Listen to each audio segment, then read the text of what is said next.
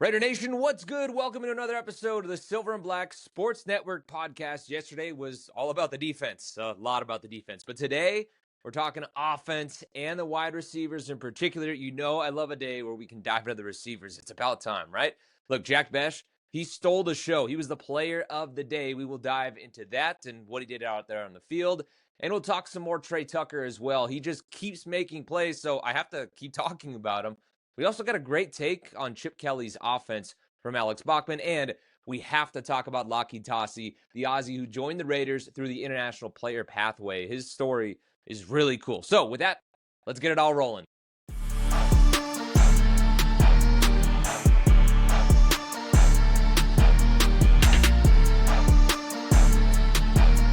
All right, before we get it going real quick, I want to remind you guys to go to subscribe to our free newsletter on silverandblacksportsnetwork.com. There we hit you with even more practice takeaways and deep dives into some of the topics that we don't hit here on the podcast. Again, we have a paid version. It's only $6 a month, and for that, you get the best Raiders news and insights delivered right to your inbox every Monday, Wednesday, and Friday morning at 6 o'clock. But again, there is a free version as well, and thanks to our training camp trial offer, you can actually get access to everything free till at least the 22nd of August, so make sure you check that out. But first, as we dive into the show now, we do have to talk about Jack Bech.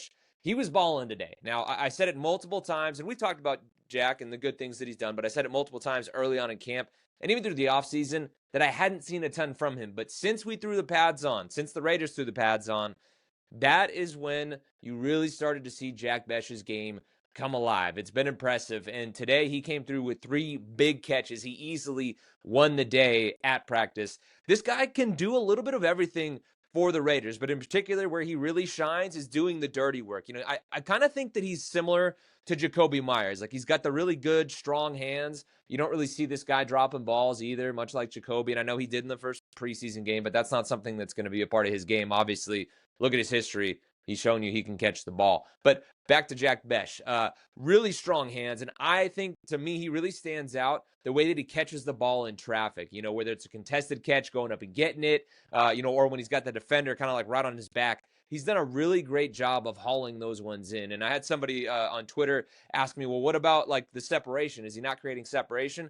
He's definitely creating separation too. It's just that he really shines when he's in there in those dirty areas. He's a very physical receiver and has those strong hands. So like that's an area of his game that just really has flashed to me. Today at one point though, I believe he was running a corner wide open, like butt naked. Nobody was around him. So like he created some room for himself there as well. So he can do a little bit of everything. Again, his usage has been kicked up. He's been getting more reps with Geno and the ones. He has come in a group with Colin Johnson and Alex Bachman as well. They've been rotating those guys through kind of in like a full line or shift change, on the offense when they bring those guys in. So I think they're just giving them more reps, trying to get more of a read on them. But having conversations with other media guys and just everyone in general who's there around practice, everyone seems to think that there is going to be a role on this offense for Jack Bech. What exactly is that going to be? We really don't know, and it might not look like what you would probably want to get out of your second-round pick, but this is a guy that can do so many things. And I think some people got a little triggered and thought that I was like messing with people when I put out a video talking about him and his game as a special teamer. Like, that's definitely not what I was trying to do. I was just highlighting the fact that this guy is going to be a very key special teamer for this team. And obviously you want more than just a special teamer at your second round pick. And I think he's going to be that, whether that's this year or in the future, but specifically on special teams. He's a savage. He's a physical guy. That's where his game is really going to come alive. So I think we're going to see him get a ton of snaps on special teams. But again, he will have a role in this offense. There's going to be so many things going on and so many different groupings and things that Chip Kelly throws at people. So I think he's going to have a role. I don't think the snap count is going to be like crazy high, but he's going to be involved. He can do a lot of things. Again, I like in his game, similar to a Jakobi Meyers, just with the physicality that both of those guys play with. He's a very willing blocker. I had the conversation today. I'd be real curious to see, if there's a set where we see like both the tight ends and Jakobi and Jack out there. That's a massive group and a group of really strong guys that love to block. That'd be great for the running game, I'm sure, if we see any of those looks. But again, really excited to see what his usage is going to look like. He shined today, and I'm interested to see how things look for him, especially tomorrow in the joint practice against the 49ers. I think that's where we're going to see a little bit more, again, of his game come alive, because those practices are very physical. And anytime that the physicality has been kicked up, Jack Bech has really come alive and played such great football. Now, another guy is somebody that we've been talking about a lot. Some of you guys might be getting annoyed with it. I don't know. A lot of people on Twitter seem to love it as well. But Tre Tucker, man, he just keeps on flashing. His comfortability is off the charts. He looks like not a totally different dude, because you've always seen flashes of him, in the previous seasons, but just looks so much more comfortable as an all-around player this year, coming into it. And I think Chip is going to have a ton of fun moving this guy all around the formation. One of the things I've talked about that was an issue for him in the past was, tracking the football, and a lot of those like double clutches and stuff like that. And, Vinny from the Las Vegas Review-Journal, Vinny Bonsignor, great dude, by the way, go follow his stuff. He and I were having a conversation talking about, how Tre got the LASIK, and how that very clearly worked for him. He mentioned a story where he was talking to Dante, this is Tre was, and he was looking up at the scoreboard and said that, he couldn't really see it. And so he asked Devontae what was going on, and apparently Devontae was like, yo, like, you got to get your eyes fixed, and so he went and did it, and it is very clearly shown. And, I had an issue with not liking to wear my contacts in practice when I was a receiver in college, and not to compare my game to Tre's or any of these guys on this team. But, I remember at times I'd be running around and the ball would kind of like jump on me. It would almost like surprise you because you have trouble tracking it. It is such a game changer, one, for me when you have the contacts in, but for a guy like Tre to have the LASIK done to where now you can really track it. You can see everything. Like your world just opens. And so I'm sure that is a very large part of the reason as to why he's moved along and looked so much better. But definitely a piece of his game that's, pushed him further along, and so he is another guy, again, that just keeps on impressing me. A lot of times in the past, we've only seen him used as a deep guy, or a clear out type of guy, and they would take a couple shots, here and there with him. That's not going to be the case. Like, he is going to be, again, utilized so much by Chip in this offense, doing a bunch of different things, because the guy can be used in the running game, and, he can also play inside and outside, and has just looked awesome in terms of his route running and all of those things. Again, that's something that's flashed for me, his quickness in and out of his breaks, everything. Just all around looks like a much more improved player and looks very comfortable. Gino hit him on, I believe it was either a deep post or just a deep seam route. Great connection. He's running, diving, catches it, all that. I mean, it was solid. And that's where we all just kind of looked around and we're like, man, this guy is good for a couple of those plays, a couple of deep shots, throughout practice, and just keeps making plays that make us continue to have to talk about him. And I do think his versatility is going to come alive. And the speed, again, is next level. I can't remember who it was, but one of the players was talking about the fact that he doesn't think he's seen. Oh, it was Michael Mayer. Michael Mayer was talking about like he hasn't seen anybody catch Tre Tucker in his 2.5, 3 years since he's been on the team. And, that's definitely the case. Like, the dude is a burner. And he's mentioned multiple times whenever we've talked to him that he'll race anybody at any time, anywhere on this team. He knows how fast he is, and he's ready to put that on display. But really excited to see what this offense looks like for Tre and what the usage looks like for him. And speaking of speed, we've talked about Dant'e Thornton a bit more in the past. We haven't really dove into anything new from him lately. But today, one thing, one of those just like quick passing things that strikes you as you're watching him.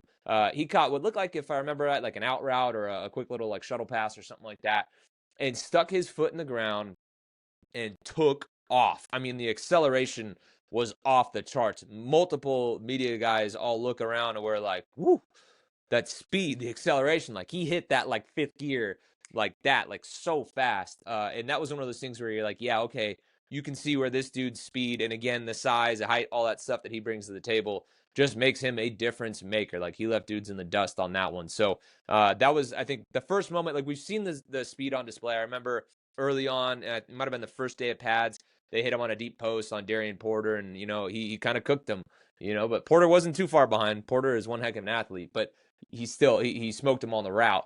But this was like the first time since then where I've been like, wow, okay, like I see the speed that they're all talking about. I see why he is such a interesting prospect for this team. And again, we're probably going to see that speed on display a lot. Chip's going to figure out a way to get that guy the ball, whether it's deep in space early on, and let him go do his thing, but he's definitely got the tools to get it done. Now, today, I noted, we're going to talk about some of the guys kind of towards the lower end of the roster, and one of those dudes is Alex Bachman. But man, don't take that as like any disrespect whatsoever, because he has made a ton of plays. And I mentioned that he's been rotating in with the ones at times with guys like Colin Johnson and Tommy Malott. It's unofficial, but the PR staff actually also told me that they believe he is actually the longest tenured practice squad player in the league. They think that's accurate. He even mentioned it today when we were talking to him. Apparently, he was on the practice squads even before they started allowing vested vets on there, dating back to 2019. And it's impressive, that he's been able to kind of hang around and he's done that. Obviously, he's tired of doing it, but it all started for him back in 2019 when he went undrafted. The Rams picked him up. He ended up on the Giants practice squad in 2019. Then from there goes to the Texans practice squad and has been with the Raiders, since 2024. So, he just had a lot of really great things to say about like the grind of what his career has been. It's not easy being one of those guys that's constantly fighting for like one of those final roster spots. And, you could tell he was getting a bit emotional talking about that stuff. And it was just one of those things where, to me, like sitting there in the media room listening to him, it was a very powerful moment hearing about that drive for him and what kind of keeps him going. All those things that I've been through, highs, lows, has all allowed me to grow and become the player I am today. And I think I just take all that with me, I take it personally. I mean, it's a business at the end of the day, but I do take it personally. And so I think, through the 6-7 years I've been in the league, I've had to go through a lot of things by myself. My family's very supportive, but they've supported me from a distance. So I don't see them that often. I've been single majority of my career, so I've had to fight through a lot of things, just with me and God. And so my mindset really going into this camp was I go dark. I'm full kill mode. I'm taking it personally, and every person that lines up against me, like, God bless their soul. It's kind of the way I've approached it. And so I try to finish every play because majority of my career, actually my entire career, every practice for me, I have the mindset that it could be my last, because that's the reality of it for me as an undrafted guy, practice squad guy. So every practice, because I've been on the couch and I've known what it feels like to wonder if I've played my last snap. So for me, I'm like, every time I get an opportunity, like that could be my last opportunity. So what can I control? My attitude, my work ethic, and, how much effort I put into every snap I get. Yeah, it's hard not to root for a guy like him to make the 53-man roster. No doubt it's going to be tough. As I mentioned, there's a lot of guys in there that are going to be very tough to beat out. And one of the things that me and a lot of other folks have talked about is Tommy Mellott is a guy that a lot of other teams around the league seem to be really high on. A lot of people think that if you put Tommy Mellott on waivers, he doesn't clear him. So it might be one of those deals where just where Alex Bachman's at in his career, they feel like that he'll clear waivers and be able to get back to him. Who really knows? But it's very clear that he wants to make this active roster. Like, he is tired of going through the practice squad thing. And although he takes pride in what he's done in his career, like, he wants to make the active roster. And there's no denying he deserves it. It might just end up being one of those situations where it's like, hey, look, we got a young player that a lot of people covet, and we have to keep him on the roster. I really don't know. I haven't made up my mind yet whether or not I think he'll make the roster or Colin Johnson will, which I'd imagine he probably doesn't. I think he could make it onto the practice squad, but he's another guy that's done a lot of good things and has gotten work with the ones too. And, how does Tommy Mellott fit into the whole equation like we talked about? There's also Philip Dorsett. There's a bunch of guys that are, solid veteran receivers at the bottom there. They can probably land on the practice squad, but they do so much on special teams. Tommy Mellott adds a whole lot to the table on special teams and has some real interesting tools. Pete likes playing young guys. Not that Tommy would play right away, but in terms of a developmental prospect, to have that on your team, it's tough to let a kid like that walk out the door, and you don't want him to have any regrets after the fact. But again, really going to be watching to see what happens with Bachman. Has looked great from day one in camp, always making plays. He even said he knows at times he's had coaches circle him, when they're watching film. They're like, those are the kind of guys we want on our roster. And then the next day he gets cut. So it's an exhausting thing, but he keeps coming back, keeps battling. And I am very curious to see what happens come cut time, if he's able to make that roster or if he ends up on the practice squad. It's just one of those things that, like, if Hard Knocks was here, he would be one of the very intriguing stories to watch. But you have to love his mindset for sure. But he also did talk about the offense as a whole as well. And like we've talked about the fact that they are keeping it very vanilla in the preseason. And he did touch on that. He mentioned as well, though, how dynamic this offense actually is. And I thought his insight was real interesting too. There's a lot of versatility to it, a lot of different looks,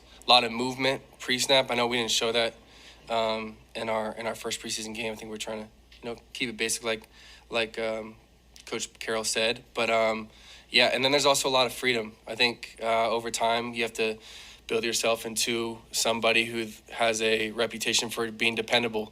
and the more they trust you, the more opportunities you're going to get. And so there's a lot of freedom in our routes. I can add my own little sauce, I guess, to my routes and be the player that I am. You know what I'm saying? So I think they're trying to find all our strengths, what we're good at, and put us in position to succeed in those ways. And I think Coach Kelly does a great job of that.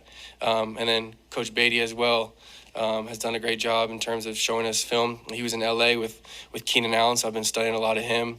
And the plays that I guess that they ran that were very similar to our concepts and the way he was successful with it. Now, look, we have definitely seen that in practice. A couple days ago, we saw a lot of those motions, a lot of the crossers, different things like that. Like Chip is very clearly in the lab.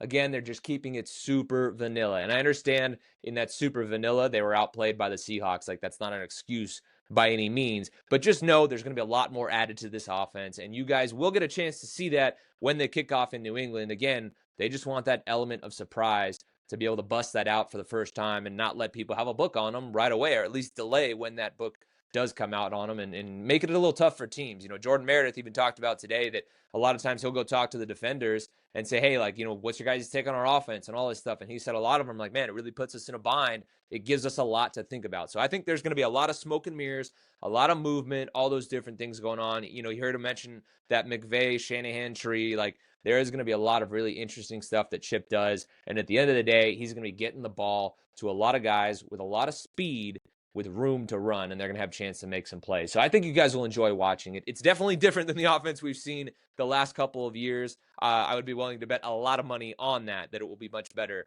than what we've seen in years past too. And I think that's something you guys are going to be very happy to see. Again, will it translate to some insane turnaround and all that stuff? I don't know. The jury's still out on that. We got to see it in a real game against, you know, people that aren't their own teammates. But what I've seen in practice is promising, and Chip very clearly knows what he's doing as a play caller for sure. Also, guys, though, I mentioned at the top of the show, there's another guy that we really do need to talk about, Laki Tasi. Now, we spoke to him for the first time today, and he really does have such a great story. He's a former rugby player from Australia who actually joined the Raiders through the International Player Pathway, which is just a really cool program. But anyway, he is a massive dude. They got him listed at 6'6", 373 pounds. That is a massive, massive man. And it's crazy hearing him talk about, you know, how he found out about the NFL and the International Pathway program. Apparently, it was a guy back home for him who owns a local burger joint who actually told him about the International Player Pathway. It's pretty crazy how he was able to find out about this. Back home in rugby, I was trying to figure out where my career was going to be. I thought rugby was my one-way ticket to the professional, but it's just it wasn't working out throughout the whole year last year. One of the guys that owns a burger joint, I don't know if you guys heard the story. He's the owner. His name's Ben Numata, but his nickname goes by Sweet. He's a really sweet person. He's he can be aggressive on you sometimes, but it's just brotherly love. But he's the one that came up to the question and said, "Man, you should try something new. Try like NFL," and that's how I had to like think through the whole process. Like, should I do this? Because I know this journey is going to be a long one for me. So, I said to my parents, I was like, I don't know what to do. I don't know what to do in this career, but if I gotta do something, I might as well do it. So I just prayed and pray to God and be like, yeah, that was my answer to get through the football process. So yeah. Like, that really is just so wild to me. And now he came in initially as a D lineman, but has since moved to the offensive line. And Jordan Meredith actually talked about how crazy it is that he moves like he does at that size. Obviously, rugby is one of those sports where everybody is doing a lot of different things. And so for real right now, what it is for him is just like learning the game and figuring that out. You know, he did say initially that he came in on a scale of 1 to 10 at about a 1 in terms of his football knowledge. And now he feels like he's at more of a 7.5. So he's taken a big leap, but it is all still very new for him. But one thing that was funny is he talked about putting on the pads for the first time. And I thought his answer was great. Just when you really sit back and think about the fact that like these rugby players, like they're not used to wearing pads. So it was like a totally new experience for him. Put on the pads on the first day, it was like really, really dreadful for me because going on the field, like you you got 10-pound pads on you and a helmet on top of you. So yeah, it wasn't easy for me just to get through it. But I got to get used to it, and that's the main thing.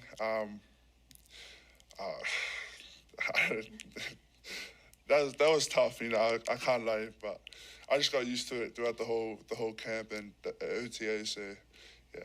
Yeah, it's cool stuff there, and no doubt a really, really cool story that we will be watching as he continues to develop. But again, just an interesting prospect at that size, and the way he moves, it's different, that's for sure. I always love seeing those international players really get their shot, and I'm excited to see what he does. Usually they're much more of those developmental players, and that's probably the case for him, obviously. But also in a really cool moment, just to decide on that, Pete really got him out there for the coin toss in Seattle, and I thought that was awesome. Like, what a cool moment to send him out there for his first ever career game. And it was clear talking to him today how much that meant to him, and so I think he played like 14 snaps in the game or something like that, but just like, what an awesome moment for a guy that has never played the game, and to be able to go and experience that on the road and with the other captains and stuff, with Max and Gino, just so cool. And you could tell how much that meant to him. And that's one of the things that I think is cool about Pete Carroll and the way he runs his team. Obviously, he is laser focused on winning right now, but he doesn't forget about those like real people moments either, and I think that's super valuable to have in a head coach. And the guys very clearly take notice of it. If you guys haven't been listening to all the press conferences, like, you got to go back and listen to them, especially Michael Mayers. He's always so complimentary of Pete Carroll and kind of what he does for them as a team too. Really good stuff there. But anyway, guys, that is going to do it for our show today. Tomorrow is a big day because the Niners are coming to town for a joint practice. Those are always so much fun, and they really do get so much good work out there. It's going to be very physical as well, so we will have a lot to talk about once those things are done. And as I mentioned at the top of the show, if you are not already subscribed to our newsletter, head to silverandblacksportsnetwork.com, and please do subscribe to get that delivered right to your inbox every Monday, Wednesday, and Friday by 6 a.m. You can do that for free if you take advantage of our training camp trial offer. Even outside of that trial offer, we do have a free version where you get that newsletter on Fridays. It's always good stuff. I have a lot of fun with it. Our whole team does, and it's only going to continue to get better and better. So jump on now while you can. Be one of the founding members. We're actually going to be announcing some promotions and stuff that we're doing for the people that jump on board early, and the response has already been awesome. But also, you guys are listening to this one, make sure you do subscribe and like this podcast wherever it is that you guys are listening to us. We really are everywhere. If you know somewhere that we're not, let us know. We'll try to get on there. And overall, if you did like what you heard and you keep coming back, well, please do give us a 5-star review and leave a comment as well. Those things help so much. You guys have been awesome about doing that on every video, on every podcast. I go back and read a lot of those things, and I try to respond to as many as I can. I can't always get to all of them, but I definitely try to, or will to, over the coming days and things like that. I try to play catch up when I can. Obviously, there's a lot going on, but all in all, can't thank you guys enough. We always appreciate you watching and listening. And again, we will catch you tomorrow after joint practices. I can't wait for that one. It's going to be a fun show. Take it easy, guys.